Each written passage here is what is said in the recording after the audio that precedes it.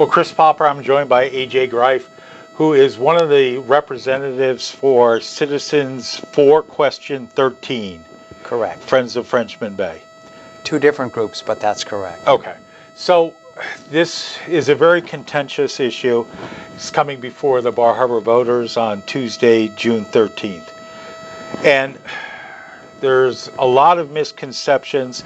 So the Islander posted a story on, well, it would have been last Wednesday, Thursday. So let me read what they say, and then you can comment after each one. Fair enough. The one thing I should point out is that earlier in the 2000s, I was a backup town attorney for the town of Bar Harbor. Okay. So I know, and I've worked with its land use ordinance for 15 years. Okay. I have not. No. So I'm going to give you the benefit of the doubt. So according to the Islander, Question 12 creates a new zoning district for the ferry terminal, correct? That is correct. Okay. It would normally be spot zoning, but it's exempted from that by the Maine Shoreland Standards Mandatory Zoning Act. Okay. Question 12 allows the property to be developed for cruise ship ferry use. The property can already be used for ferry use, with or without that language. What it would allow is a cruise ship terminal, but because of the way zoning works, it places no limit on the length of a cruise ship pier. Okay.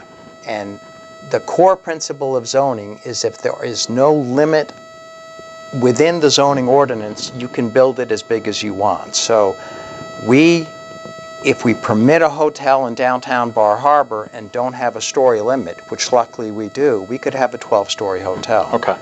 And there's no way a planning board can reject a pier that runs 2,300 feet into Frenchman Bay, and that's what the last plan produced by the Miami consultant Louis Ajamil shows, is 2,300 feet from the high tide line. You can't prevent that. Well, if that application is made. Okay, but the group from Florida, that was a proposal. It was a concept. It's not the business plan. There is no business plan currently other than that, and the problem is that you put the cart before the horse if you allow the zoning without a business plan in place. Okay. And the problem, when I pointed out to Tom St. Germain at the planning board both in October and December that they needed some length limitation, because otherwise any developer could then file an application and be entitled to the approval of the site plan review. He said, well, we don't know how big the pier was going to be. And I said, that's precisely the problem, because the only plan you have is the one that the town paid for and the Chamber of Commerce paid for in 2012. And we know that if you want to, as the town boasted in 2012, to host the two largest ships in the world, you either have to dredge Frenchman's Bay, which no one wants to do, or you have to go 2,300 feet out, because the largest cruise ships in the world are 1,188 feet long. So you cannot get close enough with the ship with the draft that a large cruise ship has, other than going 2,300 feet out from the high tide line. That's 100 yards shy of a half mile. Okay. Well, all right. All right. The Question 12 continues to allow the town council to set the passenger caps. So Question 12 is silent on that. So the land use ordinance should reflect the comprehensive plan, and the comprehensive plan mandates passenger caps. You need to have passenger caps in the LUO in order for them to be enforceable. In fact, the town's attorney has issued a memo that he is not sure that the town council setting the passenger cap is legally enforceable. And so a developer could say, town council doesn't have the right to set a passenger cap, but unquestionably the town voters through the land use ordinance can set a passenger cap, and that's critical. Okay, because you need a passenger cap to have teeth. The council has had the passenger caps in place since 2008. There's never been an infrastructure in place that would allow them to increase the passenger cap. Can't the town council, I mean, the town has voted to have an experimental day in 2018. Yes, and that's to exceed the passenger cap by a few, 30 or 40. But the problem is that the pier envisioned by Louis Ajamil, who advised the town in its negotiations with MDOT from January of this year forward, and wrote the first draft, which gives MDOT the right to take the property back in 5 years if they don't like what they see. The problem is, if you're spending $30 to $40 million, you cannot finance that. The annual cost for that kind of bond is around $3 million a year. You cannot finance that without tripling the number of cruise ship passengers coming to town. Right now we make $800,000 from cruise ship passengers. That would finance about a $10 million bond. If you're going to build a $30 million pier that will berth the largest cruise ships in the world, you have to increase the passenger cap. So saying we haven't increased the passenger cap is like saying, well, we haven't had a 70-mile-an-hour speed limit on I-95 because we haven't built I-95. Once you build a pier of any size, you cannot finance it without increasing the passenger cap. But isn't that part of a business plan? That, I mean, a business... I agree. There's been a concept, from what I understand. I mean, this Miami consultant has submitted a concept, but that's never been voted on. There's never been a business plan that's come before the town council and says, this is what we want to do. All right. Let's be clear. The town council has paid with cruise ship and taxpayer funds, cruise ship funds for sure, to have an ongoing relationship with Bermello, Ajamil, and Associates and partners. They advise Royal Caribbean. They advise a Carnival Cruise Line. They are in the business of designing and helping to build mega cruise ship piers worldwide. The town has never sought a second opinion from anyone else, and the preliminary business plan they were given in 2012 was fine for the cruise ship committee, and in fact the negotiating strategy that the town chose with MDOT was drafted by Louis Ajamil in a memo dated March 14th of this year. Now, I filed the Freedom of Access Act request, so I have the complete negotiating history. The person doing the negotiation for the town has primarily been Louis Ajamil. He has participated by conference call in every negotiating session. He wrote the first draft of the Memorandum of Understanding, and that first draft tells the town that they lose their property in 5 years to MDOT if MDOT doesn't like the cruise ship pier they've built. What the town has mistakenly done is asked the Fox to design the hen house. Okay. Now, they should have asked the rooster to design the hen house, you know, because a rooster is interested in the posterity of hens. But if the Miami-based consultant, my understanding, and from reading everything that's been out there and seeing things, is that if question 13 fails and question 12 passes, then the town would then create a business plan. And they've placed the cart before the horse. But no, the problem is the town's business plan. But there isn't one. No, but the town's business plan has to meet the approval of MDOT in its, quote, sole discretion. Okay. The town's cruise ship terminal, maritime transportation terminal, has to meet MDOT's sole discretion.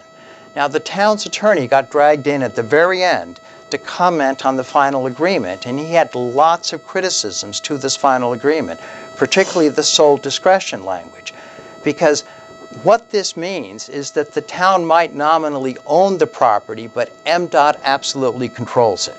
Okay. There are only 3 ways voters can control how big a pier there is. One is through zoning, and that's what Article 13 does. It says we're going to limit dock cruise ships to what they are now, 300 feet. You can come back to we voters with a business plan in hand, and we'll enlarge that dock length.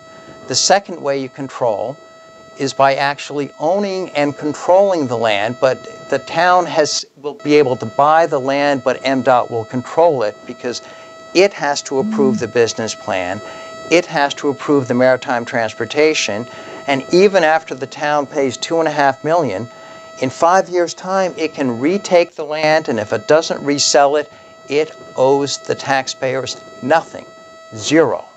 And so that puts the town in a bind of saying, well, MDOT made us build the big pier.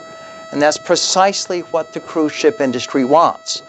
The town never negotiated with MDOT over the poison pill. And there are several poison pills. One, MDOT has to approve the business plan in its sole discretion. MDOT has to approve the maritime transportation in its sole discretion.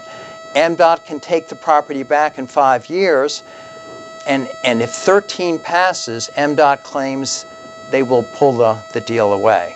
Now, all of those provisions originated with Louis Ajamil as I read the negotiating history. So the Miami cruise ship industry is calling the tune. It is the fox designing the hen house. Ed Barra stepped in at the last minute. And okay, so Ed is the town's attorney. He's the town's attorney, okay. But his complaints fell on deaf ears, and the town never attempted to negotiate away the sole discretion forfeiture language. And so the only other way you can control, as voters, what happens here is by approval of a bond. But now that Louis Ajamil has told the council, you need to create a Bar Harbor Port Authority. Now, the Bar Harbor Port Authority will not have to submit any revenue bond to the voters. But that's not in question 12 or 13. No, it's not. Okay. But my clients pay me to be careful, and I think good people on the town council have been listening to one voice only: Louis Ajamil and the cruise ship industry. Good people make bad decisions. Susan Collins made a bad decision to support the Iraq War. I wrote her before that vote saying, you're going to destabilize the Middle East for generations to come. She listened to the people who were mostly talking to her, and she made a very bad decision. The town council has been listening to Louis Ajamil. When I listen to Paul Parody, or I get emails from Gary Friedman, they say, our consultant tells us, our consultant tells us, our consultant tells us. It is as if whatever Louis wants, Louis gets. Okay, let's keep going on this. Question 12 aims to shift cruise-related traffic out of downtown. Both do. Both okay. do. All right. Question 12 and question 13 will both shift. Actually, it will spread it, because the chairman of the cruise ship committee, Eben Salvatore, who is a principal officer in Ocean Properties, he manages the West Street Hotel. Right. Eben Salvatore has been insistent that he wants to maintain some level of cruise ship visitation in downtown Bar Harbor because they've invested in tender boats. They are getting a steady source of income from the tender boats. And so what 13 or 12 would do, if we kept the current cruise ship passenger, we could take 2,000 passengers downtown, 3,500 out at the ferry terminal. And that's a manageable load. But if you have to build a pier long enough to host the biggest cruise ship in the world, and the town has never disavowed that. But they can't unless all of a sudden they say, well, we're going to increase the passenger caps. Well, the council will come back, and the council, without a public hearing, under pressure from MDOT to not lose the property, will simply increase the passenger caps. But doesn't that have to go before a vote? No. 4 people on the town council can increase the passenger cap. Well, but they have to make a public vote. It's only a public vote. I mean, I see Congress. But isn't that then? I mean, if they did that, and that set everybody off because, you know, say, okay, we instead of going up from the 3,500 or whatever the cap is during the summer, and they say we want to put 10,000 people in. I mean, you could then force that to go before at the annual town meeting, correct? No, you can't. You can't. No. There's no recall. There's no if voters. There's no recall under our charter. If voters disagree with the decision of the council, is there no remedy? There is no remedy under the charter that I know of for a council vote to increase the passenger cap. Well, the only remedy would be to vote the councilors out at the next election, but by then the passenger cap is in force and in effect, and cruise ships have booked based upon that passenger cap. All we've said in Article 13 is come to the voters to raise the passenger cap. Now, there might be the possibility for a referendum under the charter, but you would have to go out and solicit almost 400 signatures, and you'd have to do that in a very short time frame, I think within 60 days of the vote. Oh, but that's not that difficult. Listen, Chris, the question is who should decide, Bar Harbor voters or 4 members of the town council? Now, we have 3 open seats on the Bar Harbor Town Council, right, and only 4 candidates running. So it's not as if people are rushing to serve on town council. I have fundamentally... understand why. No, I have a fundamental belief in the wisdom of crowds. 12 jurors always make a better decision than a single judge. 2,000 or 3,000 Bar Harbor voters make a better decision than a bare majority of the council. And the problem is, by the time there is no requirement for legal notice or a public hearing. The council can change that passenger cap. But more fundamentally, if a private developer is brought in by a Bar Harbor Port Authority or by the council to design and rent and create a cruise ship pier, he would have a very good challenge to the legality of a council-imposed cap, whereas a land use ordinance-imposed cap that melds with a comprehensive plan is almost bulletproof. So what we should have done when we passed the comprehensive plan and the voters voted for passenger caps is to put that in the land use ordinance. Okay. That gives us real control, not the rear guard action of trying to get signatures in the middle of winter, because let me tell you, it is hard to circulate petitions. It was very hard to get signatures on this petition. And the last time I circulated a petition to try to keep a 26,000 square foot substation out of a residential neighborhood, the council fought us every step of the way. I had to file suit and get a finding by the Hancock County Superior Court that the council had violated the charter. They placed that on the ballot. We got 58% of the voters. The council said, no, you needed 2/3 of the voters. I went back into court and got another court order that, you know, we live in a democracy and 58% of the voters is enough. I will tell you that the council has 3 times been found by the Hancock County Superior Court to have violated the charter or violated the land use ordinance. And it's happened, you know, once, shame on me, twice, shame on me, but 3 times when that same council has violated the charter, the voters ought not to say, I trust the council. They ought to say, as Ronald Reagan told us, trust but verify. And Article 13 allows us to have the final say, not to fight a rear guard action if the council raises that cap. All right, let's keep going. Article 12 would not allow unlimited cruise ship visitation. Absolutely false, because Article 12 would allow a 2,340-foot pier, which would host the 2 largest cruise ships in the world. But it doesn't. It furthermore does not allow anchored ships and cruise ships in excess of the passenger cap. Nowhere in Article 12 does it say you can have All right. First of all, you have to understand if zoning doesn't prohibit an activity, if it permits the activity and sets no limits on it, there are no limits on that activity. So Article 12 allows a cruise ship pier and terminal with no limits placed thereon. Article 13 allows a cruise ship pier with limits placed thereon. Important difference. Okay. But the second most important difference is that with you cannot impose, you cannot build that pier without increasing the level of visitation. But let's say you just wanted to bring in one 1,200-foot cruise ship pier. You're saying that you can't build that because it's not economically feasible. It's not economically, it's funny because when I got the negotiating history, MDOT has an estimate, and this is actually from Maine Port Authority, which is affiliated with MDOT, that it would cost $750,000 to create a tendering pier. That's how long?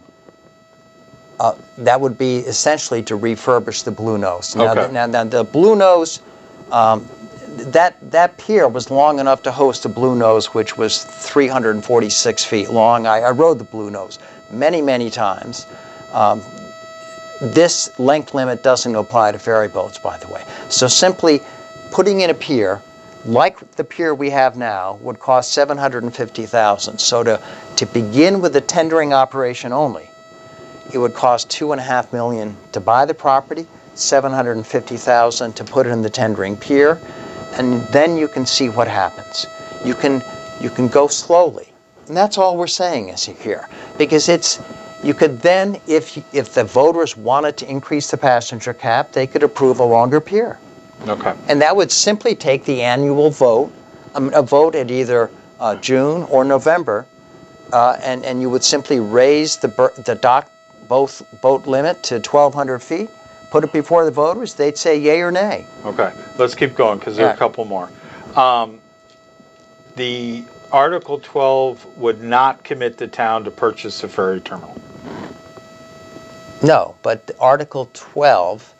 I mean, if Article 12 passes... It's a zoning ordinance, but right, but it doesn't mean, therefore, if it passes, that the town has to go out and purchase the terminal. No, in fact, based on town council's vote in favor of a Bar Harbor Port Authority legislation, the town council wants a Bar Harbor Port Authority to go out and purchase the ferry terminal. And the difference is a Bar Harbor Port Authority doesn't have to come back to the voters to get approval for a revenue bond. Okay. And that's critical. So you have only 3 checks on the size of the pier. One is the land use ordinance. Article 13 gives you that check. The second is a revenue bond that the voters would have to approve. If you have a Bar Harbor Port Authority, that check is taken away. And the third check is if the town owned the property, and this purchase and sale agreement gives control to MDOT, not the town. For a Port Authority to be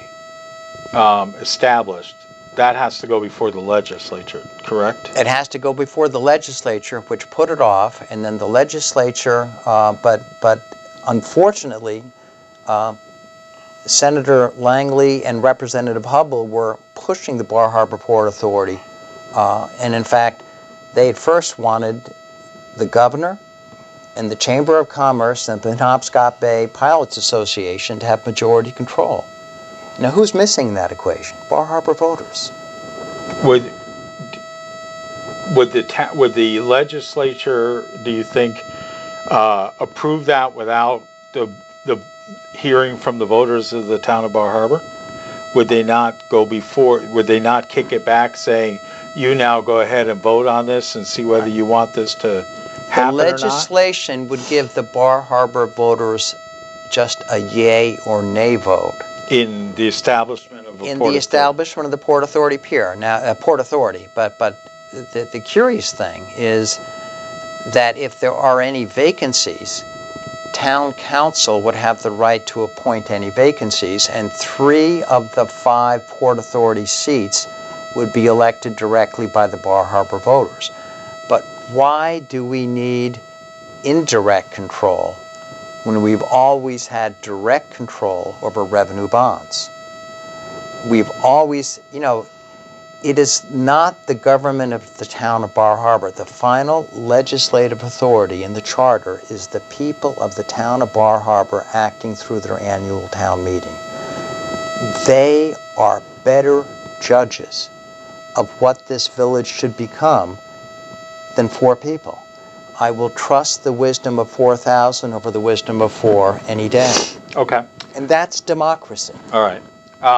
If Article 13 passes, it would require a town meeting vote to change the passenger cap. No, it would impose the passenger cap that is currently in place, and if you wanted to raise the passenger cap, you could place it on a special town meeting vote, which could be in November. You could call a special town meeting on, I think, 45 days' notice without any difficulty.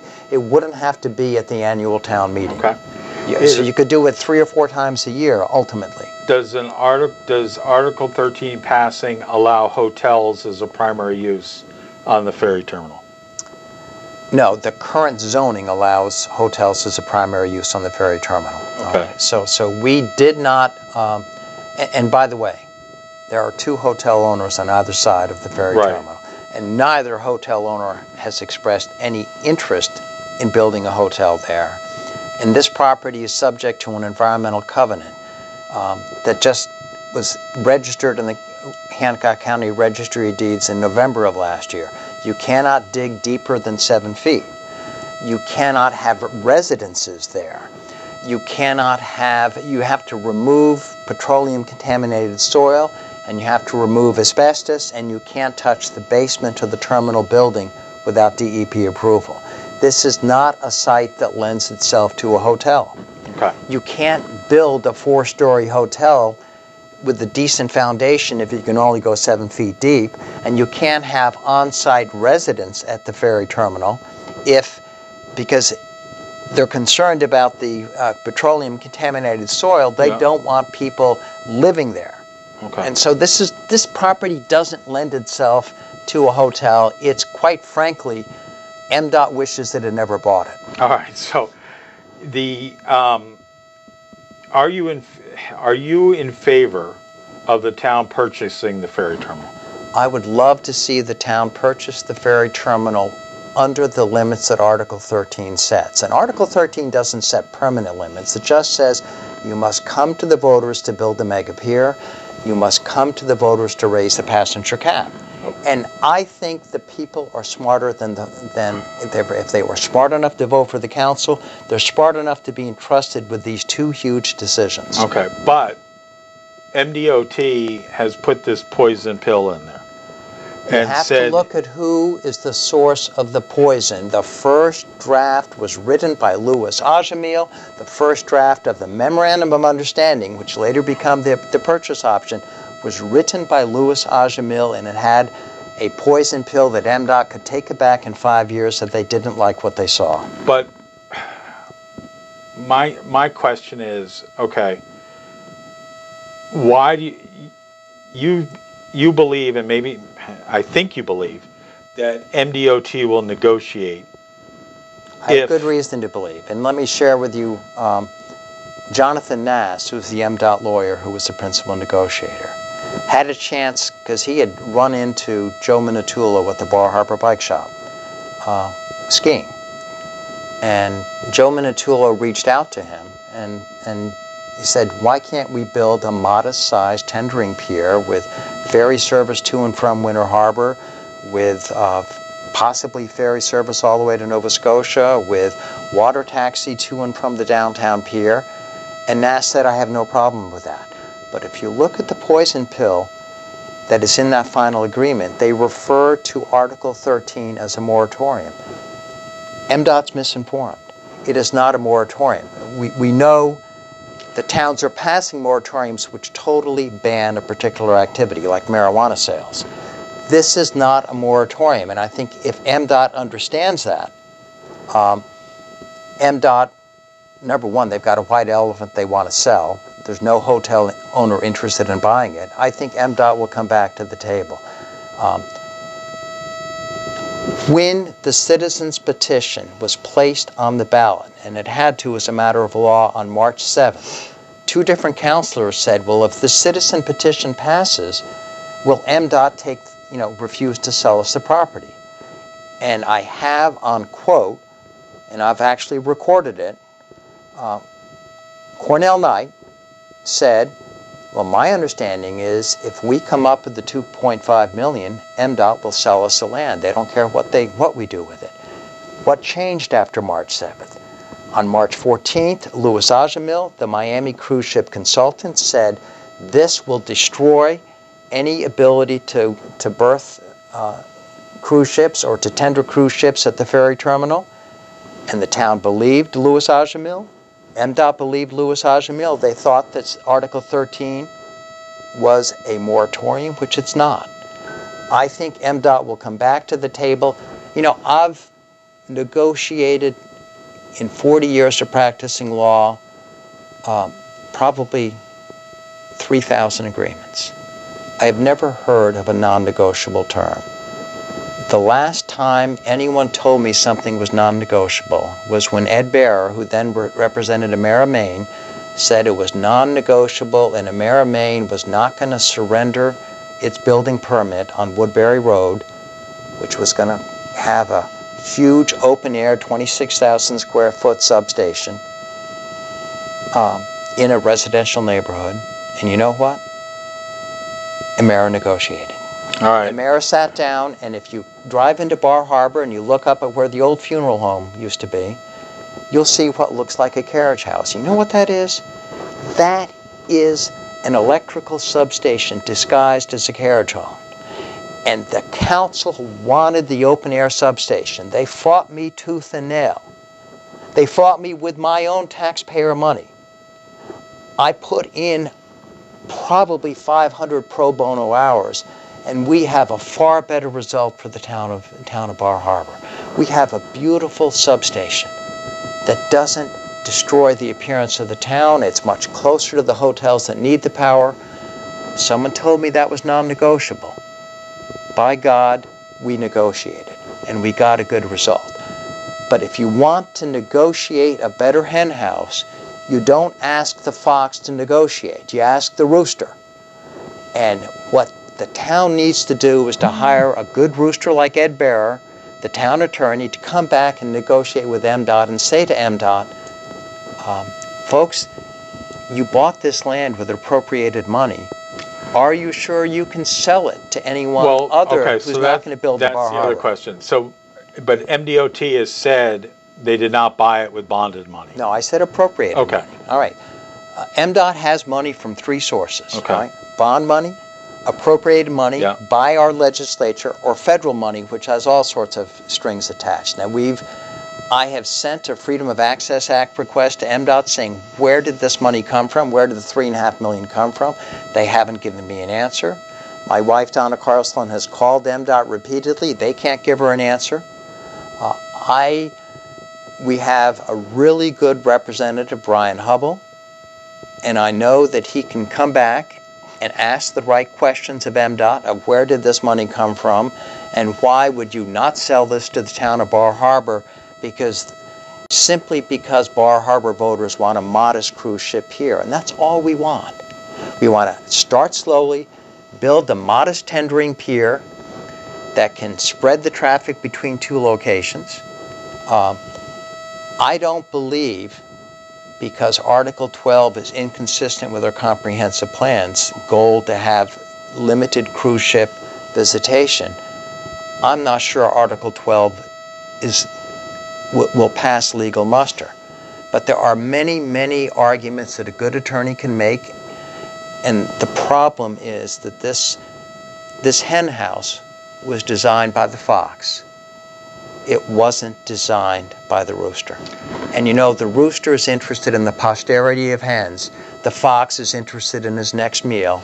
And Louis Ajamil wants to make a ton of money designing and helping to build the biggest cruise ship possible. And his primary clients are the big cruise lines. All right, let's leave it there. All right. Thanks for watching. The only thing I can advise you to do is to become more and more informed. Be civil in your discussions. I know that there's been a lot of controversy. and get out and vote on June 13th. Thank you. Thanks.